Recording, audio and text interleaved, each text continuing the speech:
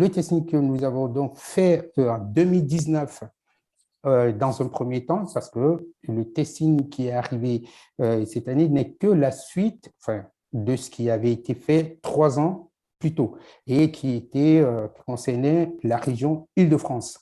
Et donc, ce testing avait pour objectif, évidemment, de mesurer l'ampleur, pour pouvoir interpeller ce que nous avons fait et qui a donné les résultats, grosso modo, je parle bien des testings de 2019, qui a donné les résultats d'à peu près 51% de discrimination. Voilà, pour schématiser, puisqu'on va plus insister sur la dernière étude que nous venons de publier. Donc, ensuite, 3 ans plus tard, parce que tout ça a continué, en 2019, après l'étude que nous avons réalisée, et grâce à l'ampleur médiatique que les testings avaient prise, il y a eu une première réunion, une première concertation. D'ailleurs, là aussi, c'est quelque chose qu'il faut saluer, et je voudrais d'ailleurs saluer les professionnels que vous êtes, d'avoir participé. Évidemment, c'était à l'origine du gouvernement avec Julien de Normandie etc. que nous avons fait cette réunion, ce travail qui a permis d'arriver au décret et qui a ensuite permis la signature de la charte, la mise en place des formations, etc., etc. Donc, nous, 3 ans plus tard, puisque c'était en 2019, nous voulions à la fois vérifier, voir où est-ce qu'on en était, qu'est-ce que ça a donné, la mise en place des formations, etc., où est-ce qu'on en est par rapport à la dernière étude, parce que c'est tout ce que nous avons comme élément et qui nous permet d'être, c'est un peu notre baromètre, qui nous permet de situer un peu les choses, d'avoir cet échange sur la base du constat que nous faisons, qu'on soit d'accord ou pas, on peut en débattre. Et que ce soit, parce que souvent j'entends le débat autour de la représentation de tout ça. Bon, et donc cette étude que nous avons réalisée 3 ans après avait pour méthodologie, c'est ce qui a changé avec la dernière, celle de 2019, c'est que nous avons renversé un peu les choses, parce que comme vous pouvez l'imaginer, on est au cœur de ces questions et à chaque fois, nous recevons beaucoup de plaintes, ça nous permet d'étudier, de faire un travail. Nous ne sommes pas dans la facilité, on fait un travail assez rigoureux. Croyez-moi, vraiment, nous sommes trop exigeants. Je suis très exigeant avec Dominique pour nous-mêmes auprès de nos militants qui travaillent justement dans ce domaine pour que nous ayons, parce que c'est un sujet, vous l'avez bien répété, et c'est un sujet qui est assez sensible et qui touche tout le monde, c'est-à-dire que l'image de professionnel que vous êtes, la sensibilité et le pouvoir politique, le pouvoir public, etc., c'est un sujet que nous prenons très au sérieux et nous essayons de travailler avec la plus grande rigueur possible. Et croyez-moi, à SOS, nous mettons un point d'honneur sur ce travail. C'est la raison pour laquelle, avant d'engager une procédure, quelle que soit la procédure d'ailleurs, la nature de la procédure, nous nous assurerons que c'est des choses assez viables, assez fiables, et parfois c'est nous-mêmes qui allons reproduire les schémas pour en être totalement sûrs. Et donc, dans ce que nous avons comme information, nous essayons de creuser, de comprendre où peut se retrouver le filtre de la discrimination.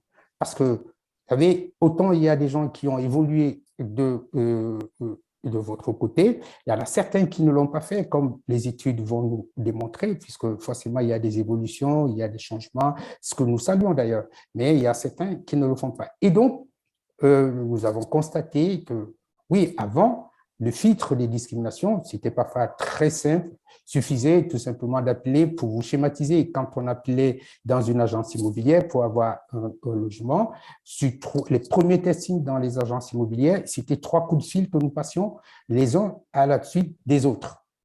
Et la première personne, vous pouvez lui dire tout de suite, qui était plutôt qui avait un nom à consonance étrangère, etc., à qui on pouvait tout de suite dire non.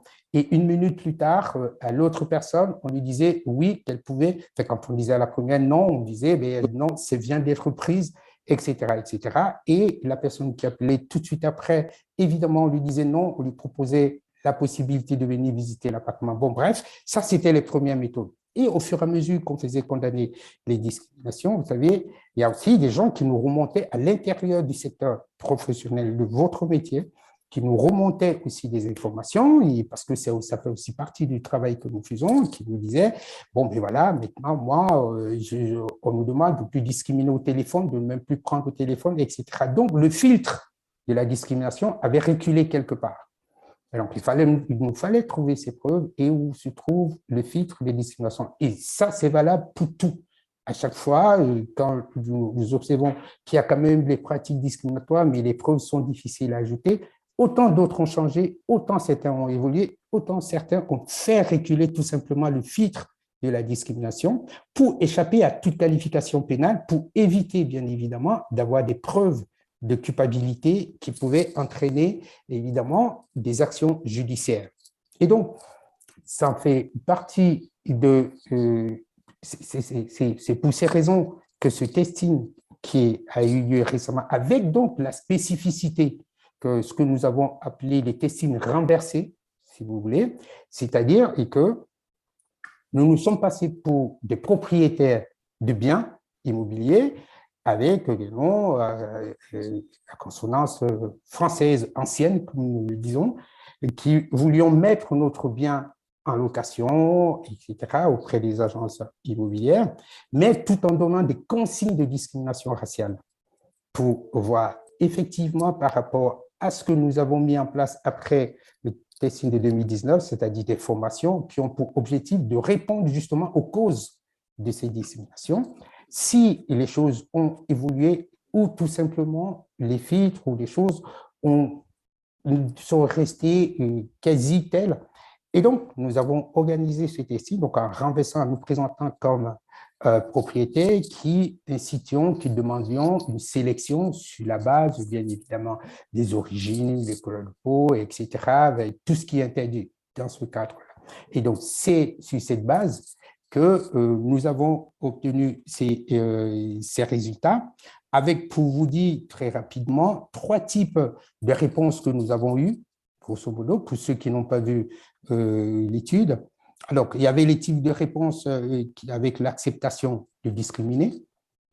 Donc, ça ne posait aucun problème, ni moral, ni d'éthique, ni judiciaire, rien, rien.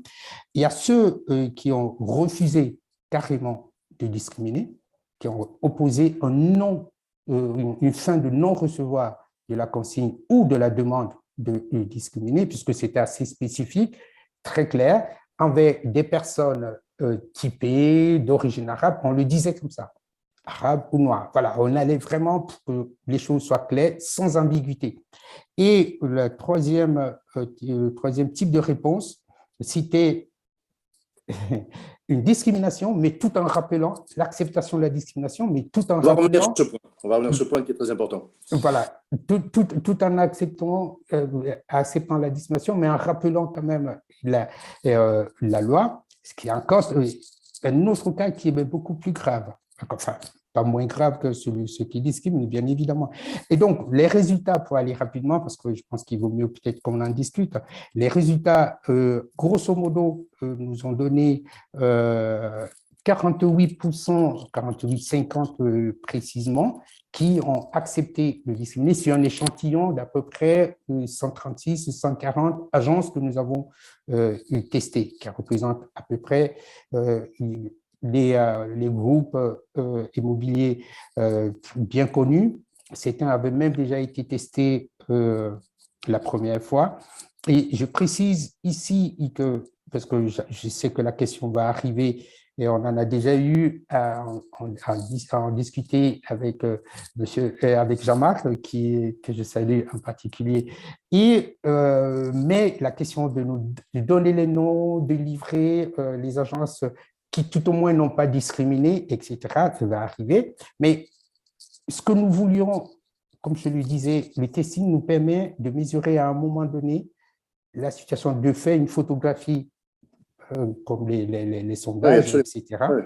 Oui. Et pour nous, bien sûr, on vous donnera des informations s'il le faut. Ce n'est pas un tabou pour nous, mais c'est surtout qu'on en mesure tous ensemble le travail qui a été fait et ce qu'il nous reste à faire. C'est la raison pour laquelle en donnant les résultats, nous disons qu'il y a eu 48,5 précisément de refus de discriminer, d'accepter de discriminer, 51,5, donc plus de la moitié, qui ont refusé de discriminer, et ça, il faut le souligner clairement.